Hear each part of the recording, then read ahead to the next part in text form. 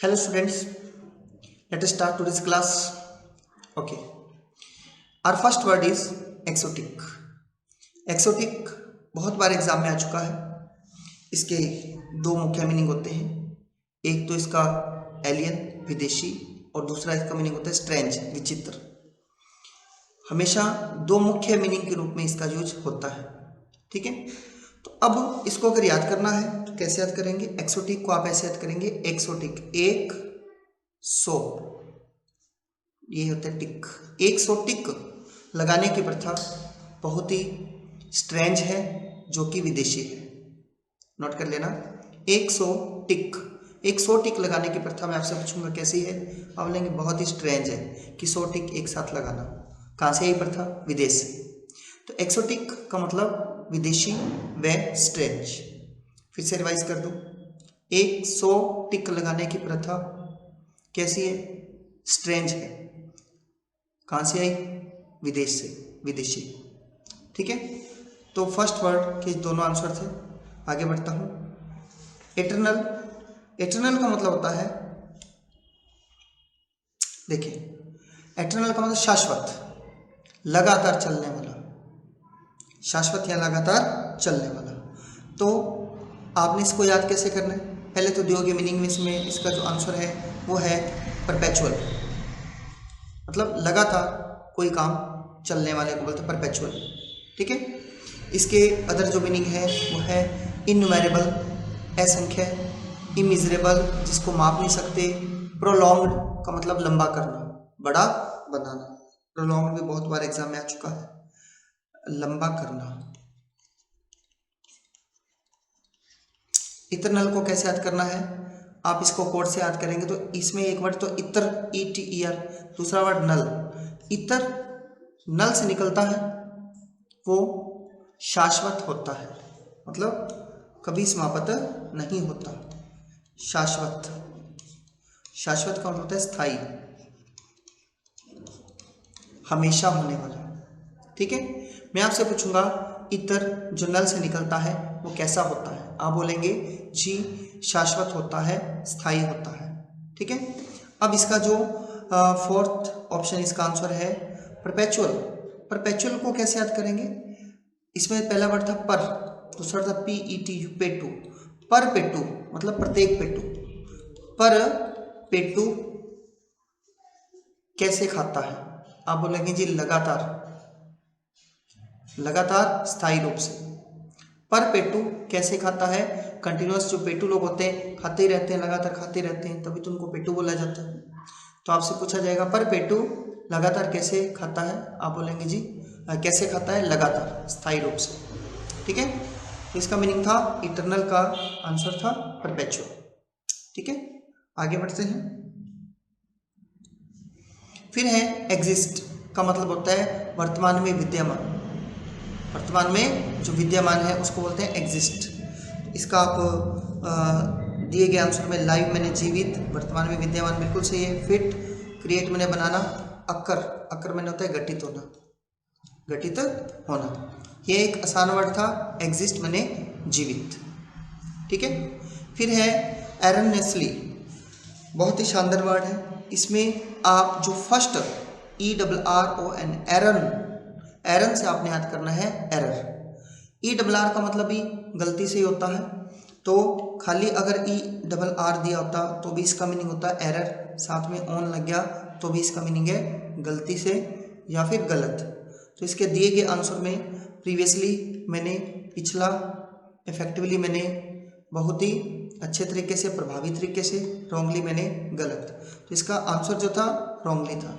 ठीक है, एविडेंटली का मतलब होता है क्लियर रूप से, क्लियर या स्पष्ट लिख लीजिए, क्लियर या स्पष्ट को बोलते हैं एविडेंटली। सो एरर के साथ ERR, एर के साथ ऑन लगते सारी एरन बन गया। आपने याद करना है एरर, गलती, मिस्टेक, रॉन्ग।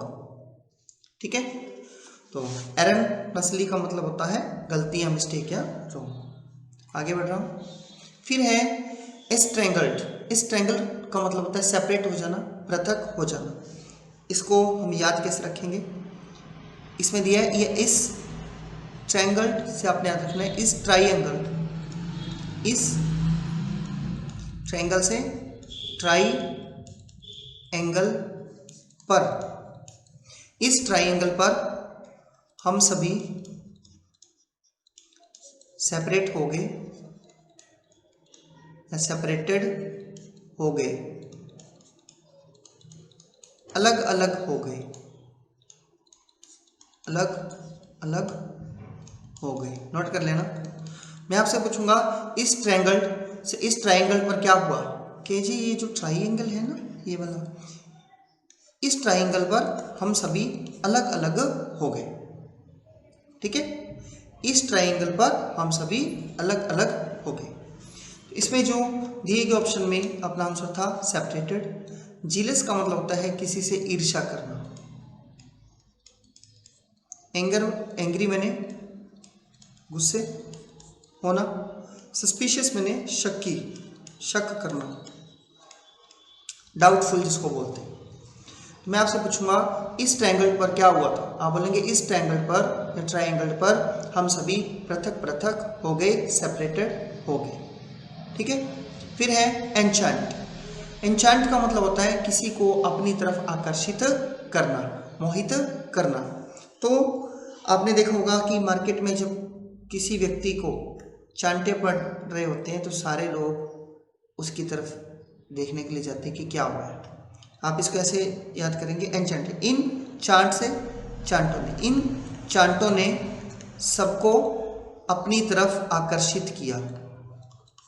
इन चांटों ने सबको आकर्षित किया।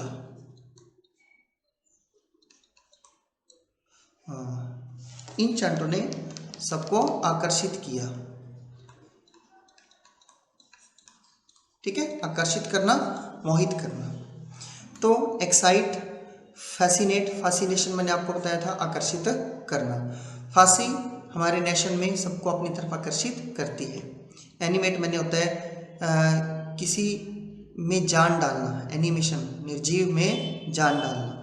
और इम्प्रेस का मतलब होता है प्रभाव। तो एन्चांट का जो सिनोनिमस था वो है फैसिनेट। ठीक है, आगे बढ़ रहा हूँ।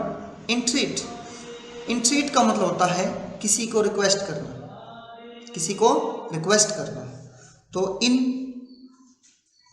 ट्रीट, दो वर्ड, इन से आप याद करेंगे, ई एन से याद करेंगे, इन ब्रैकेट में को, इनको ट्रीट देने के लिए हमने रिक्वेस्ट किया।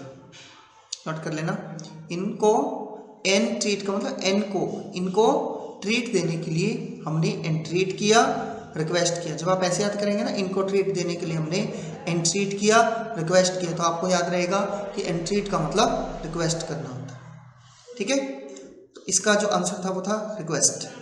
फिर है रिट्रीट का मतलब होता है पीछे हटना, पीछे हटना। कैसे याद करेंगे, आर ई का मतलब अरे, अरे ट्रीट के नाम पर वह पीछे हट गया। ट्रीट का मतलब होता है पार्टी देना।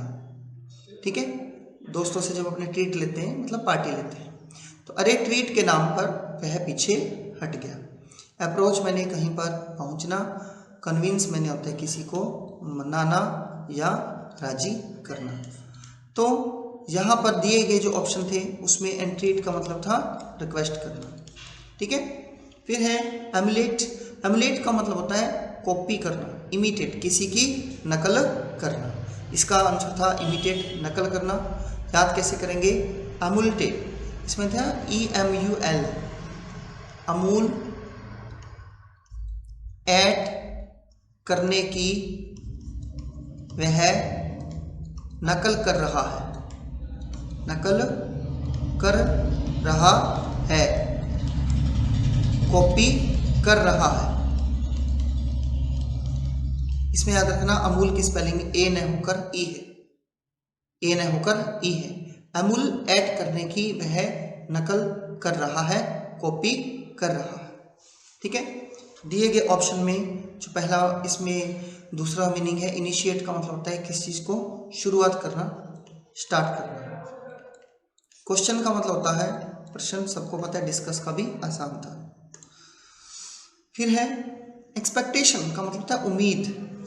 दिए गए ऑप्शन में अनप्रिपेयर्डनेस का मतलब तैयारी न हो, सरप्राइज का मतलब आश्चर्य, फोरसाइट मतलब फोर मैंने पहले, साइट मैंने होता है देखना, मतलब किसी चीज को पहले देखना, मतलब उम्मीद करना कि ये हो सकता है, या मॉडर्न। दिए गए ऑप्शन में जो मेरा आंसर था वो था फोरसाइट। आसान वर्ड था, आगे बढ़ रहा। इगोटिज्म का मतलब होता है घमंड, किसी चीज की ईगो होना। इसको कैसे याद करेंगे? इगोटिज्म, ईगो मैंने घमंडी होता है, अहम। हम्बल का मतलब होता है विनम्र। कंशीट का मतलब होता है घमंडी या घमंड। कौन सी शीट, कौन शीट से याद करेंगे? कौन सी शीट का घमंड है उसे, कौन सी शीट का कंशीट है उसे, घमंड है उसे।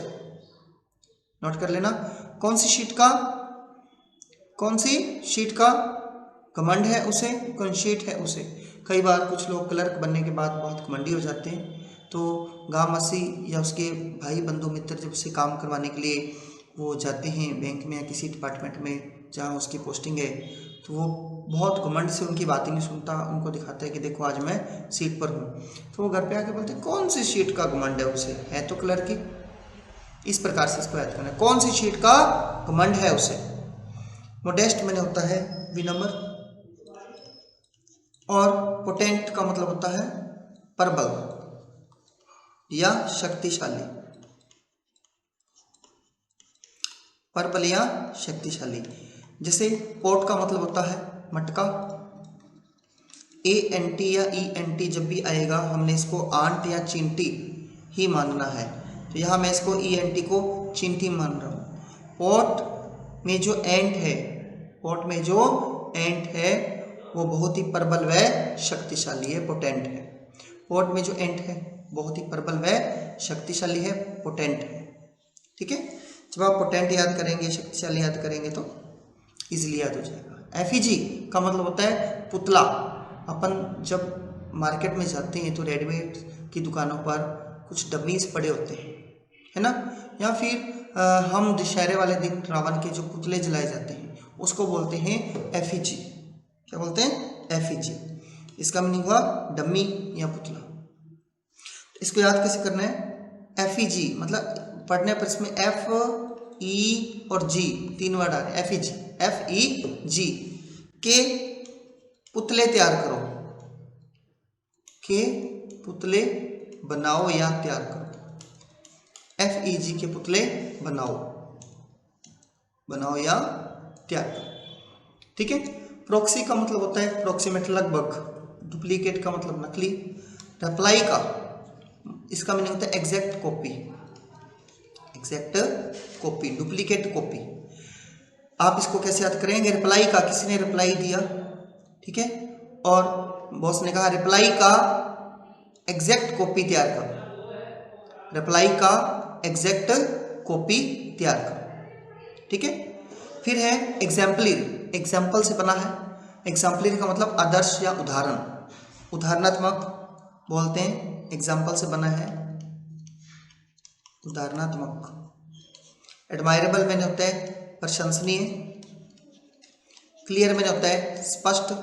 एलिमेंट्री का मतलब होता है प्राथमिक या प्रारंभिक, जिसको बोलते हैं प्रारंभिक। आइडियल का मतलब होता है कोई उदाहरण या आदर्श। तो यहां पर दिए गए ऑप्शन में मेरा आंसर था आइडियल। ठीक है। नेक्स्ट है एलिक्वेंट। एलिक्वेंट का मतलब होता है एक, यह बोलने की कला है, बोलने का तरीका।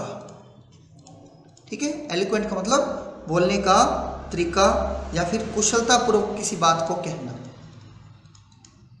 कुशलतापूर्वक व अर्थपूर्वक, अर्थपूर्वक। नोट कर लेना, किसी बात को कहना। ठीक है। तो दिए गए ऑप्शन में पहला वर्ड था इल्यूसिव। इल्यूसिव का मतलब होता है जिसको समझना कठिन हो, जिसको पढ़ना या समझना दोनों लिख लीजिए कठिन हो, कठिन हो।